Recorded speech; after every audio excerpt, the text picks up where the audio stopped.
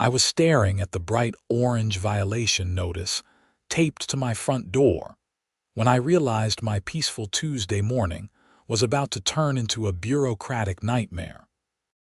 The notice, stamped with the official seal of the Meadowbrook Hills Homeowners Association in Sacramento, California, stated that I was being fined $2,000 for excessive and dangerous propane storage in violation of community safety standards. My hands trembled as I read it again, completely baffled because I had done everything by the book. My name is Xavier Morrison, and I had moved into this suburban Sacramento neighborhood just 8 months ago. The house was perfect for my needs.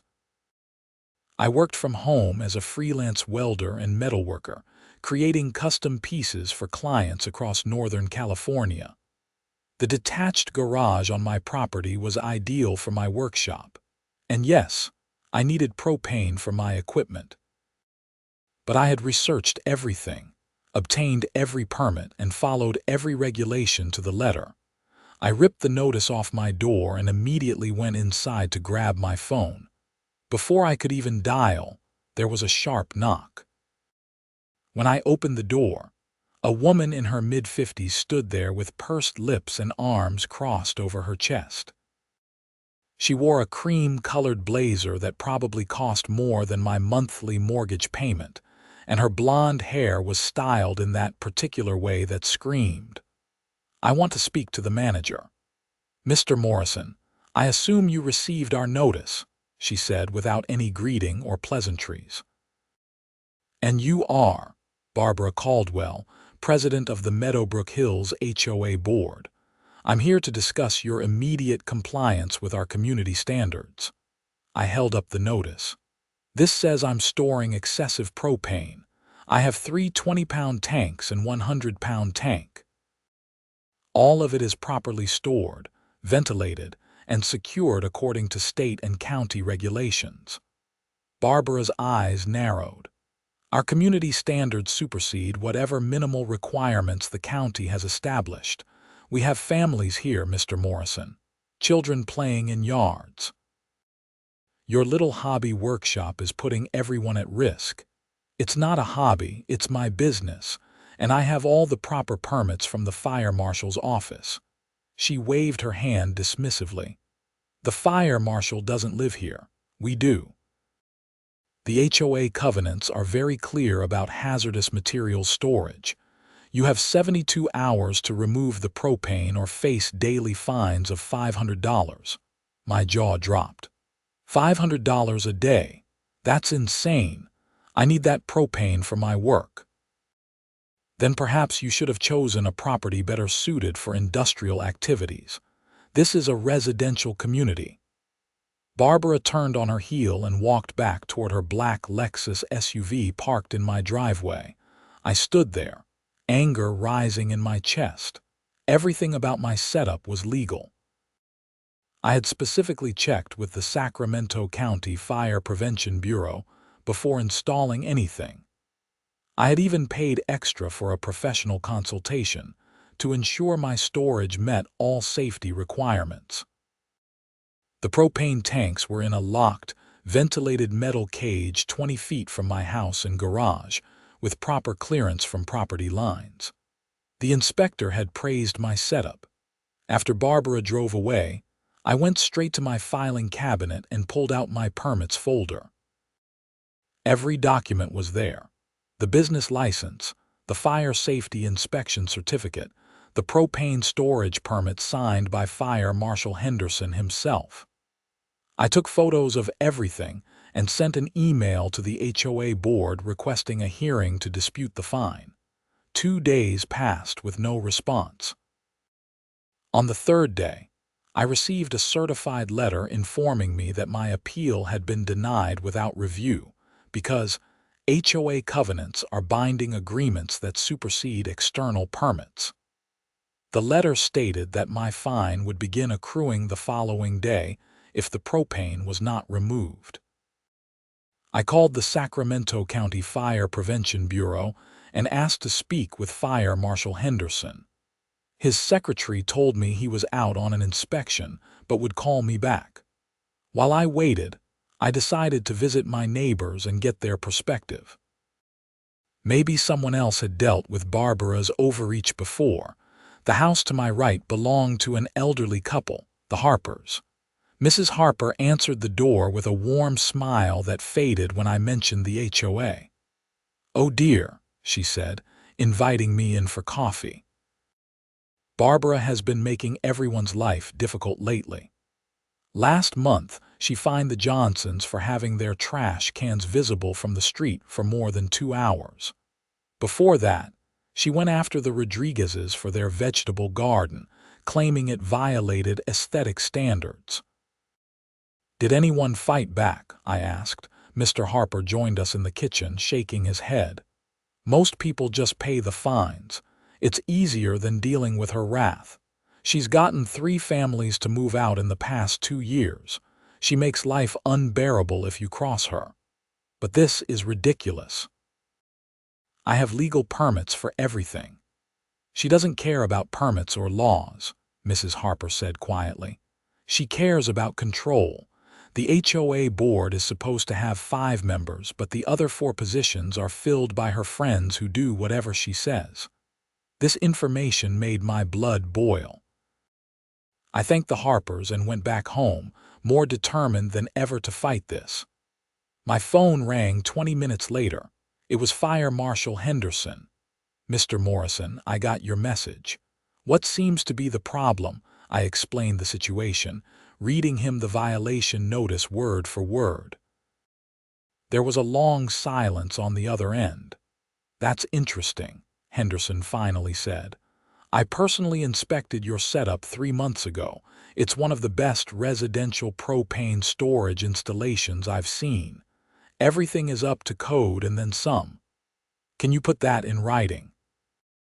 The HOA is threatening to fine me $500 a day. I'll do better than that. I'll attend your HOA meeting myself. When's the next one?" I didn't know, but I promised to find out and call him back. I checked the community website and saw that HOA meetings were held monthly on the 3rd Thursday. That was next week. I immediately submitted a formal request to add my propane storage dispute to the agenda. The following morning, I found another notice on my door. The daily fines had begun. According to Barbara's calculations, I now owed $2,500 to the HOA. I took a photo of the notice and added it to my growing evidence folder. Over the next few days, I did extensive research on HOA law in California. I discovered that while HOAs have significant power, they cannot enforce rules that violate state or federal law. More importantly, I found several cases where homeowners had successfully sued HOAs for harassment and won substantial damages. I also learned that HOAs are required to follow their own bylaws and cannot arbitrarily enforce rules without proper procedure. I dug out my closing documents and found the HOA covenants. Reading through the dense legal language, I found the section Barbara had cited about hazardous materials. It stated that residents could not store excessive quantities of flammable or explosive materials in a manner that creates a danger to the community. The key word was excessive. My storage was neither excessive nor dangerous. It was professional grade, permitted, and inspected. The Thursday of the HOA meeting arrived. I dressed in business casual clothes and arrived at the community center 15 minutes early, carrying a briefcase full of documentation. Fire Marshal Henderson met me in the parking lot. "Ready for this?" he asked with a slight grin. "As ready as I'll ever be." The community center meeting room was set up with rows of folding chairs facing a long table where the HOA board sat. Barbara occupied the center position, with 4 other people flanking her on either side. I recognized one of them as Linda Patterson, who lived 3 streets over and had the reputation of being Barbara's best friend and biggest enabler, About 30 residents filled the chairs. Some looked curious, others bored, a few sympathetic. The Harpers gave me encouraging nods from the back row. Barbara called the meeting to order and rushed through the standard business items. When she got to my agenda request, her tone turned icy. "We have a dispute from Mr. Morrison regarding his violation for hazardous material storage. Mr. Morrison, you have 5 minutes to present your case." I stood up, but Fire Marshal Henderson stood with me. "If I may, Madam President, I'm Fire Marshal Thomas Henderson from the Sacramento County Fire Prevention Bureau. I'd like to address this matter directly." Barbara's face paled slightly. "The HOA board doesn't require outside input for internal community matters. With respect, Madam, fire safety is not an internal matter. It's a public safety issue under my jurisdiction." Henderson's voice was polite but firm. He wasn't asking permission anymore. He walked to the front of the room and held up a folder. 3 months ago, I personally inspected Mr. Morrison's propane storage installation. It exceeds all California Fire Code requirements. The storage capacity is well within legal limits for residential commercial use. The installation includes proper ventilation, approved containment, appropriate clearances, and professional-grade safety equipment. Barbara's lips pressed into a thin line. "Our community standards are more stringent than county minimums." "That's your prerogative, Madam, but only to a point. You cannot enforce rules that prevent residents from legally conducting licensed businesses from their homes. California law is clear on this. Mr. Morrison has a valid business license, proper permits, and a compliant installation. Your violation notice is not enforceable." "We have a duty to protect this community," Barbara insisted, her voice rising. "And I have a duty to enforce fire safety codes," Henderson replied calmly. "If I determine a situation is safe, as I have in this case, then it is safe. Your HOA does not have the authority to override that determination."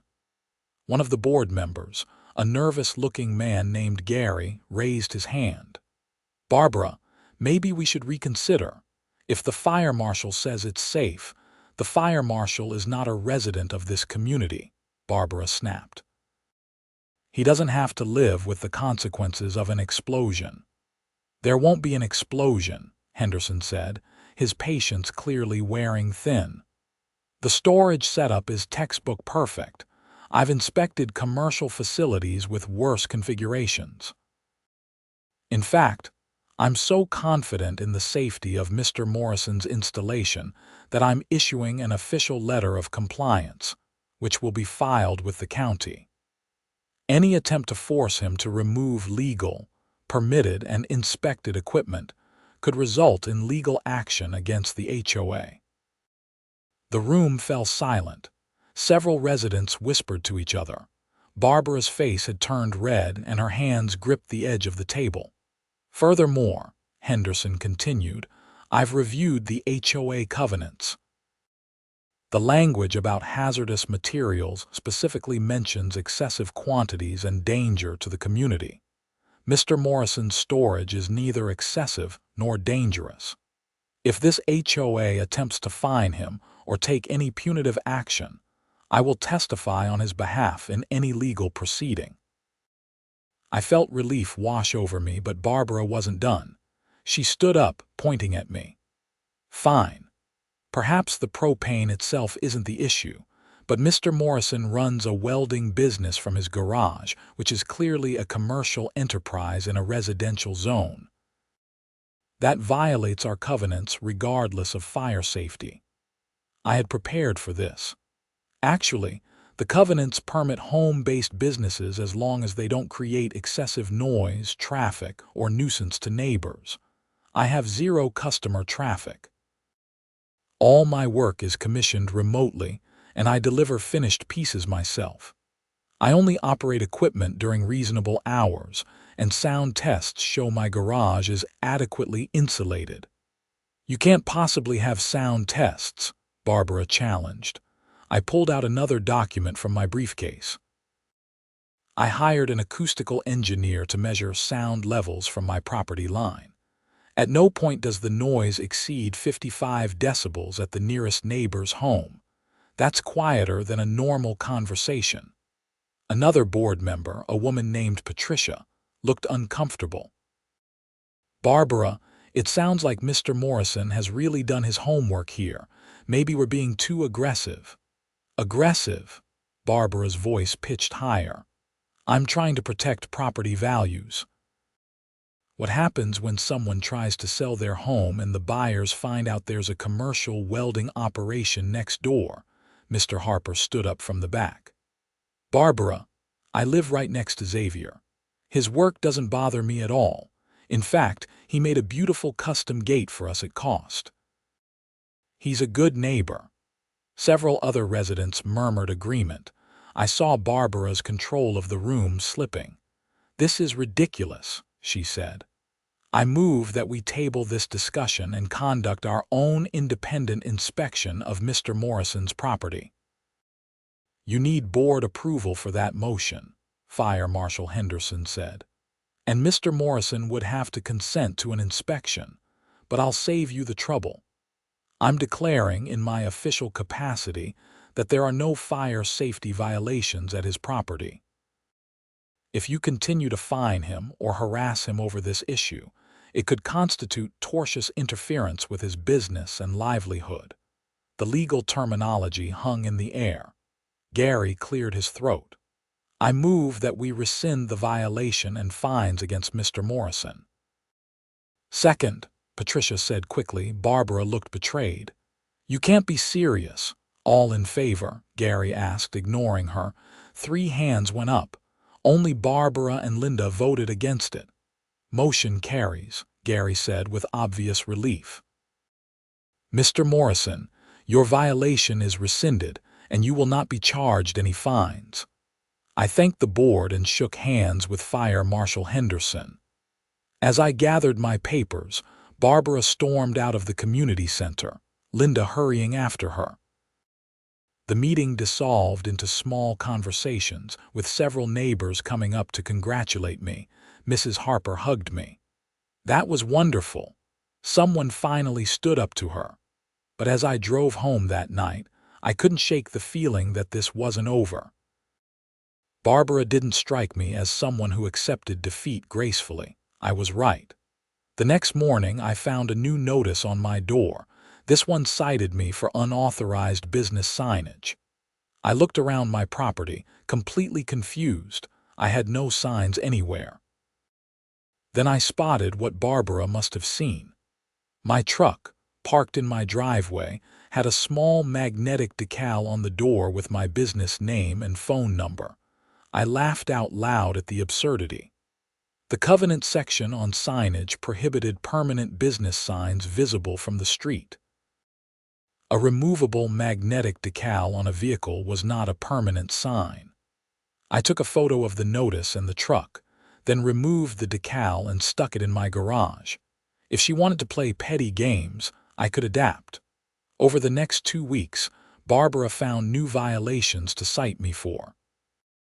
My grass was allegedly a 1/4 inch too tall.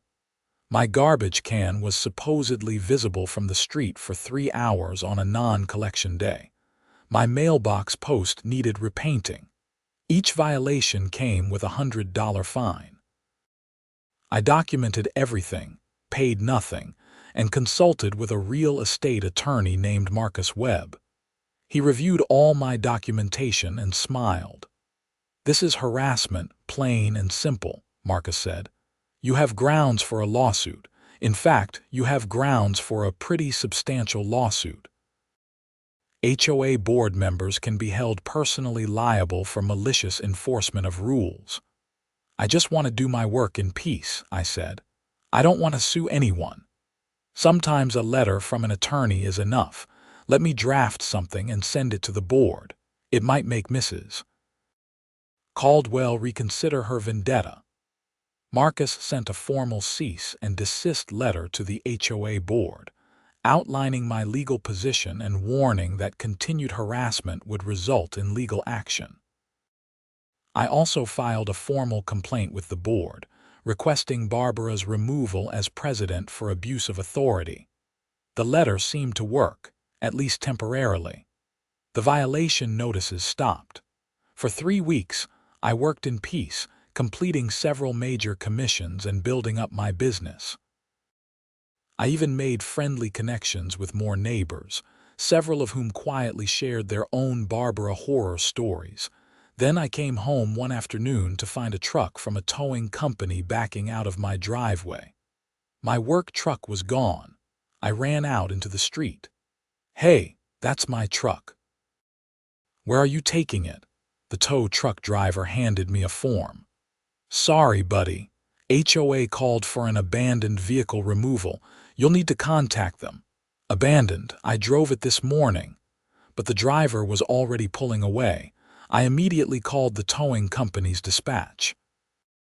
They confirmed that the HOA had reported my truck as abandoned, claiming it had been inoperable and stationary for more than 72 hours, in violation of community standards. It was a complete lie. I had driven the truck that very morning to deliver a custom railing to a client in Roseville. I had video footage from my dashcam that proved it.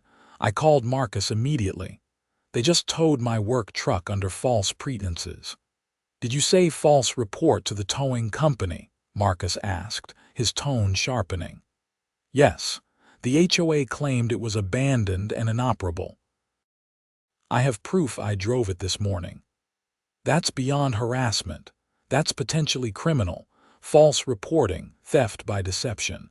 Get your truck back and keep all the receipts. We're definitely suing now." I had to pay $350 to retrieve my truck from the impound lot. The attendant was sympathetic when I explained the situation, and gave me detailed receipts showing the HOA had authorized the tow. I also got a written statement from him confirming the truck was in perfect working condition. That evening, I filed a police report for false reporting and theft by deception. The Sacramento Police Department sent an officer to take my statement. He reviewed my evidence and agreed that it warranted investigation. HOA disputes usually fall under civil court, Officer Ramirez said.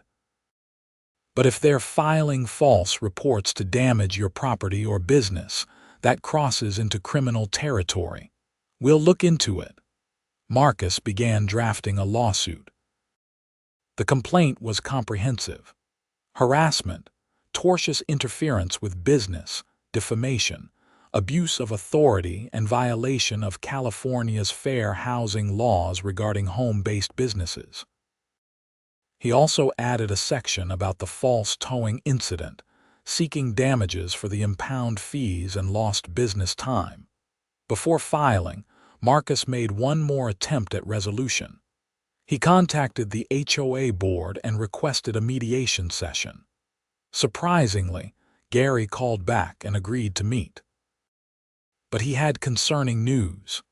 "Mr. Morrison, I want you to know that not everyone on the board supports what Barbara has been doing. Patricia and I, along with David Chen, the fourth board member, have been very uncomfortable with her actions. The problem is that Barbara claims she's acting to protect the community, and Linda backs her up on everything. We're trying to find a solution that doesn't tear the HOA apart." "I appreciate that," I said, "but she towed my work truck on false pretenses."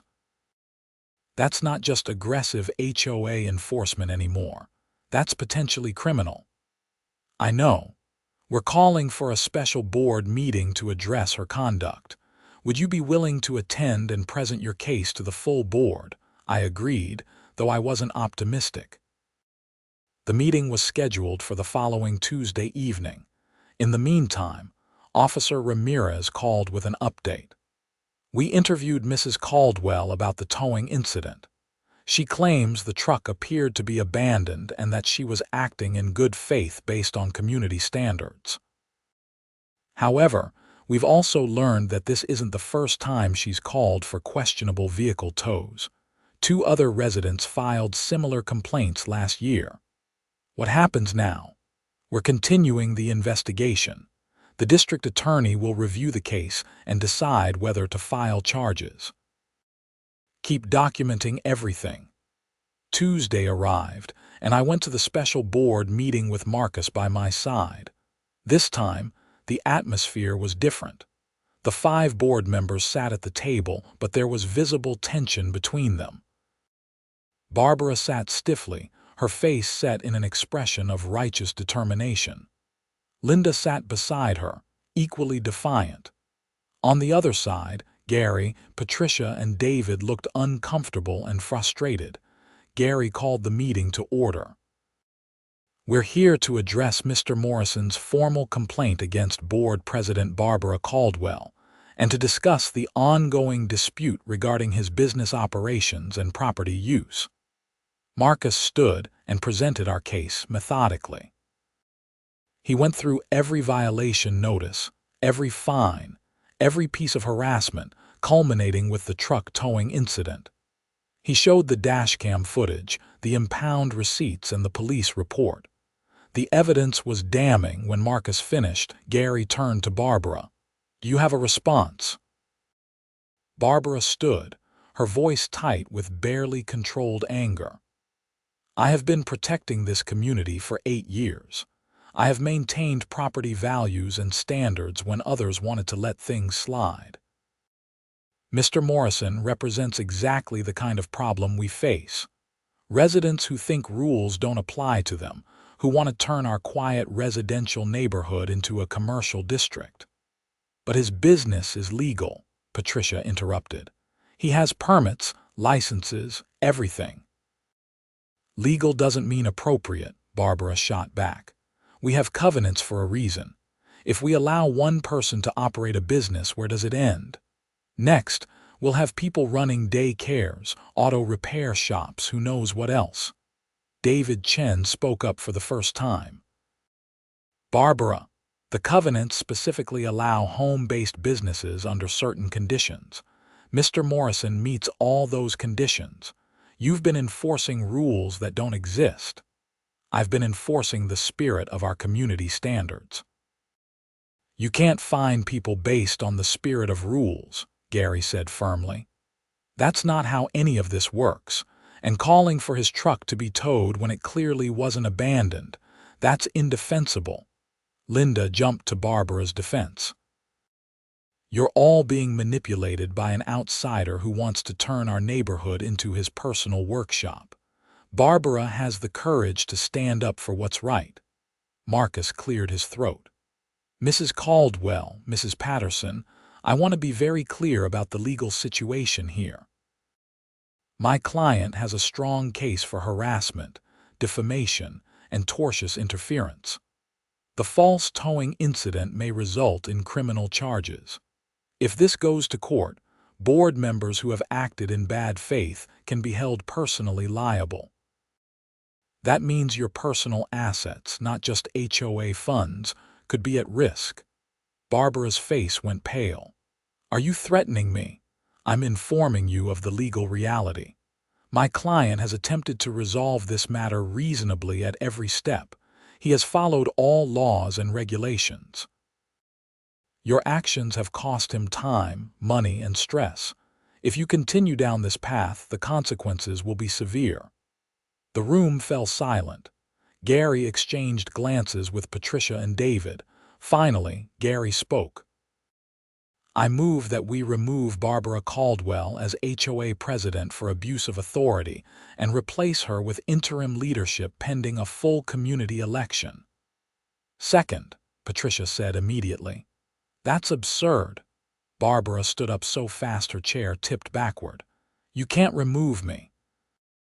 The community elected me. The bylaws allow for removal by board vote in cases of misconduct," David said quietly. "I've checked. All in favor." 3 hands went up, Gary, Patricia, and David. Opposed, Barbara and Linda raised their hands. Motion carries 3-2. "Barbara, You're removed as president effective immediately. I'll serve as interim president until we can hold elections." Barbara's face turned bright red. "This is a coup. You're all going to regret this. I'll sue the HOA. I'll sue each of you personally." "That's your right," Marcus said calmly. "But I'd advise against it. You're already facing potential criminal charges and civil liability. Adding a frivolous lawsuit won't help your situation." Barbara grabbed her purse and stormed out, Linda following close behind. After they left, the remaining 3 board members visibly relaxed. "Mr. Morrison, on behalf of the board, I apologize," Gary said. "We should have stepped in sooner. All fines against you are rescinded. We'll send a formal letter confirming that your business operations and propane storage are approved and compliant with community standards." "Thank you," I said. "I appreciate that." Patricia added, "We're also going to review all of Barbara's enforcement actions over the past 2 years. I suspect you're not the only one who's been treated unfairly." Marcus and I left the meeting feeling cautiously optimistic. Over the next few days, Gary followed through on his promises. I received a formal letter from the HOA clearing me of all violations and confirming that my business operations were approved. The letter also included a check reimbursing me for the truck impound fees, but Barbara wasn't done yet. A week later, I received notice that she had filed a personal lawsuit against me, claiming that my business operations had damaged her property values and caused her emotional distress. The lawsuit was clearly retaliatory and vindictive. Marcus was unimpressed. "This is a SLAPP suit, strategic lawsuit against public participation. California has strong anti-SLAPP laws. We'll file a motion to dismiss, and she'll likely end up owing you attorney fees." While Marcus handled the lawsuit, the police investigation continued. Officer Ramirez called to let me know that the DA had decided to file charges against Barbara for filing a false report. It was a misdemeanor, but it carried potential jail time and fines. "She's claiming she made an honest mistake," Ramirez said. "But given the pattern of behavior and the fact that you have video evidence of driving the truck that morning, the DA thinks we can make it stick." The legal machinery ground forward slowly. Marcus filed our anti-SLAPP motion, and a court date was set. Barbara's criminal case was also scheduled for arraignment. Meanwhile, the HOA held emergency elections, and Gary was officially voted in as president, with David as vice president and a new treasurer from the community. Gary proved to be a reasonable leader.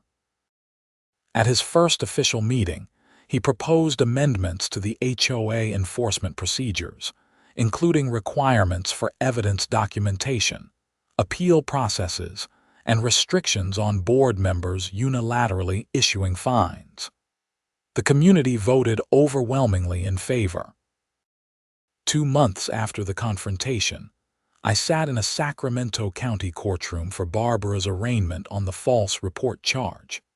She had hired an expensive defense attorney who argued that it was all a misunderstanding, that Barbara had genuinely believed my truck was abandoned. The prosecutor, a sharp woman named Jennifer Wu, presented my dashcam footage showing me driving the truck the morning it was towed. She also introduced evidence of Barbara's pattern of harassment, including testimony from other residents who had been targeted. "This wasn't a mistake," Wu argued. "This was a deliberate abuse of authority designed to punish Mr. Morrison for standing up to her power. She knew the truck wasn't abandoned. She called the towing company anyway because she wanted to hurt his business and send a message." The judge, an older man named Harrison, reviewed the evidence carefully. Finally, he spoke. "Mrs. Caldwell, the evidence here is pretty clear that you called for this vehicle to be towed knowing it was not actually abandoned. That's filing a false report, plain and simple." I'm finding probable cause to proceed to trial. Barbara's attorney immediately requested a plea deal. After a brief recess, they came back with an agreement. Barbara would plead no contest to filing a false report, pay restitution for my impound fees and legal costs, perform community service, and resign from any HOA leadership position for 5 years. In exchange, the DA would recommend no jail time. I agreed to the deal. I didn't want to drag this out longer than necessary, and the plea would still result in a criminal record that would follow Barbara. The civil case wrapped up even more quickly. The judge granted our anti-SLAPP motion, dismissed Barbara's lawsuit, and ordered her to pay my attorney fees. The total came to nearly $8,000. Marcus then filed our countersuit for harassment and damages. With Barbara's criminal conviction on record and the weight of evidence against her, her insurance company pushed her to settle. We received a settlement of $25,000, which covered my actual damages, lost business time, and emotional distress. But the final piece of satisfaction came from an unexpected source. One of the neighbors, a woman named Rachel who lived 4 houses down, approached me at the community center one day. "Xavier, I wanted to thank you. After you stood up to Barbara, I finally felt brave enough to report what happened to my family last year." "What happened?" "My son is autistic. He sometimes makes noise when he plays in our backyard. Barbara decided it was disturbing the peace and filed multiple complaints. When we explained his condition, she actually tried to force us to move, saying we needed to live somewhere more appropriate for our situation. She made our lives hell for months." I felt anger rise in my chest. "That's disability discrimination. That's a federal crime." "I know." I filed a complaint with the Department of Housing and Urban Development. They're investigating. Rachel wasn't the only one. Once Barbara lost her position of power, several other residents came forward with their own stories. The Rodriguezes, who Barbara had targeted over their vegetable garden, revealed that she had also made racist comments about their family. The Johnsons shared emails where Barbara had called them trailer trash for having an old car in their driveway. The investigations piled up. HUD, the State Attorney General's office, and even the FBI got involved when evidence emerged that Barbara had been embezzling HOA funds to pay for personal expenses. What started as a dispute over propane storage had uncovered years of abuse, discrimination, and theft. 6 months after that first violation notice appeared on my door, I watched the local news report that Barbara Caldwell had been indicted on federal charges of housing discrimination, wire fraud, and embezzlement. The charges carried significant prison time. Her friend Linda had turned state's evidence in exchange for immunity, revealing that Barbara had been systematically targeting families she deemed undesirable for the neighborhood, including minorities, people with disabilities, and anyone who challenged her authority. The HOA's legal reserve fund, which should have had over $100,000, had been drained to less than $15,000. The story made regional headlines. News crews interviewed residents, including me. I kept my comments brief and factual, explaining that all I had wanted was to run my legal business in peace. The legal proceedings continued for another year. Barbara ultimately pleaded guilty to multiple felony charges and was sentenced to 4 years in federal prison, followed by probation and restitution orders totaling over $200,000. Her husband divorced her halfway through the trial, and she lost her house. As for me, life returned to normal. My welding business thrived, and I became an active member of the HOA under Gary's leadership. We worked together to reform the association's practices, creating clear guidelines and oversight to prevent future abuse. The community actually became stronger after the scandal. Neighbors who had been living in fear of Barbara's wrath began participating in HOA meetings, proposing improvements, and building real connections with each other. The Meadowbrook Hills HOA went from being a tool of intimidation to an actual community organization. I kept my propane storage exactly as it was, properly maintained and inspected. Fire Marshal Henderson even used my setup as an example in training sessions for other inspectors. And every time I looked at those propane tanks in their secure cage, I remembered that standing up to abuse and following the proper legal channels actually works. About 18 months after the whole ordeal began, I was working in my garage on a custom spiral staircase when Gary stopped by. "Got a minute?" he asked. "Sure, what's up?" "I wanted to give you this." He handed me a framed certificate. It was a community service award from the HOA thanking me for my courage in exposing corruption and abuse. "You don't have to do this," I said, genuinely touched. "Yeah, we do. You saved this community, Xavier. We were all so busy keeping our heads down and hoping Barbara wouldn't notice us that we let her get away with terrible things. You stood up when it mattered. I just wanted to store my propane and do my work." Gary laughed. "Sometimes the biggest changes start with the smallest stands. Besides, the community wanted to do something nice for you." He walked me outside where a group of neighbors had gathered in my driveway. They had organized a neighborhood barbecue in my honor, complete with food, music, and kids playing in the yards. Mrs. Harper presented me with a homemade apple pie. Mr. Rodriguez gave me a bottle of good tequila. Rachel's autistic son gave me a drawing he had made of my house. As I stood there, surrounded by good people who had become real friends, I felt genuinely grateful. The whole ordeal had been stressful, expensive, and time-consuming. But it had also revealed the strength of community when people decide to do what's right. The legal system had worked the way it was supposed to. The fire marshal had enforced proper safety standards. The police had investigated credible complaints. The courts had delivered justice. And a community had learned that standing together against abuse was always worth it. My propane tanks remained in their secure cage, properly permitted and inspected, exactly as they should be.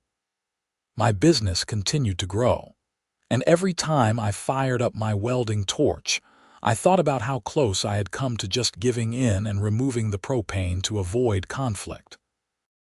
That would have been the easy path, but it would have been the wrong one. Barbara's abuse wouldn't have stopped with me. She would have continued targeting other families, stealing money, and wielding her petty power like a weapon. By standing firm on what was legal and right, I had inadvertently helped expose a much larger problem. The community center where those contentious HOA meetings had taken place was eventually renamed. A plaque out front dedicated it to responsible community governance and the courage to speak truth to power. It seemed a bit grandiose to me, but Gary insisted the community wanted a visible reminder of what they had learned. I continued to receive occasional calls from homeowners in other neighborhoods who were dealing with their own HOA nightmares. I shared my story and my experience, always emphasizing the importance of documentation, knowing your rights, and not being afraid to seek legal help when necessary. One particular call stood out. A young woman named Teresa from Elk Grove was being fined by her HOA for having solar panels installed. The panels were legal and permitted, but her HOA president claimed they were aesthetically inappropriate. "I read about your case online," Teresa said. "Did you really have to sue them?" "Eventually, yes. But the key is building an ironclad case first. Get every permit, document everything, follow every regulation perfectly. Then if they still come after you, you'll have the evidence to prove you're right. What if I can't afford a lawyer? Start with free consultations. Many lawyers will take HOA abuse cases on contingency if the evidence is strong enough. Also check with legal aid organizations. And remember, standing up to bullies often makes them back down before it gets to court. Teresa thanked me and promised to keep me updated. A few months later, she called back to say her HOA had backed down after she presented documentation from the State Energy Commission confirming her solar installation was protected by California law. These small victories felt good. They reinforced my belief that individual people standing up for their rights could make real differences. As I approached the 2-year anniversary of that first violation notice, I decided to host an open house at my workshop. I invited neighbors to see what I actually did, the safety measures I had in place, and the quality of work I produced. Over 50 people showed up, including Gary and several other board members. I gave tours of the garage, explaining my welding process, showing off the propane storage cage, and demonstrating the soundproofing I had installed. People were genuinely impressed, and several commissioned custom pieces on the spot. You know what strikes me? Gary said as he examined a custom gate I was working on. If Barbara had just come to you as a neighbor and asked to see your setup, none of this would have happened. She could have seen it was safe, you could have explained everything, and it would have been fine. But that would have required treating me like a person instead of a problem, I replied. Exactly. That was always her fundamental flaw. She saw people as threats to her vision instead of as community members with their own rights and needs. As the evening wound down and neighbors filtered out, I stood in my driveway looking at my house. It was truly home now, in a way it hadn't been before all the conflict. I had fought for my right to be here and won. The community had learned valuable lessons about governance and justice. And life had moved on, better and stronger than before. My phone buzzed with an email. It was from Fire Marshal Henderson, forwarding an article from a fire safety journal about best practices for residential propane storage. The article featured photos of my installation as an example of proper safety measures. I smiled and texted him a thank you. His willingness to show up and speak truth at that crucial HOA meeting had changed everything. It reminded me that systems work when good people do their jobs with integrity. As I locked up my garage for the night, I thought about how different things could have been. If I had just paid those first fines and removed my propane, I would have lost my livelihood. If I had fought back without proper documentation and legal support, I might have lost anyway. But by knowing my rights, following proper procedures, and standing firm on solid legal ground, justice had prevailed. The propane tanks sat securely in their cage, exactly where they belonged. The gate was locked, the ventilation was perfect, and every safety measure was in place. Above them, a sign I had made read, "Properly permitted, professionally installed, completely legal." It was a small sign, visible only to me when I opened the cage to swap out tanks. But it represented something much larger, the principle that following the rules, standing up for your rights, and refusing to be bullied actually matters in America. The story could have ended tragically, with me losing my business, my home, or my savings in a prolonged legal battle. Instead, it ended with justice served, a community strengthened, and a small business owner free to do his work in peace. And really, that was all I had ever wanted. Just the freedom to run my legal, permitted, properly inspected business from my home without harassment. It seemed like such a simple request, but sometimes, even simple rights require courage to defend, As I walked into my house that evening, I felt genuinely content. The battle had been hard, but winning it the right way made the victory sweet. Barbara was facing the consequences of her actions through the legal system. The HOA was reformed and functioning properly, and I was free to live my life and run my business without looking over my shoulder. The next morning, I woke up to find a small gift basket on my front porch.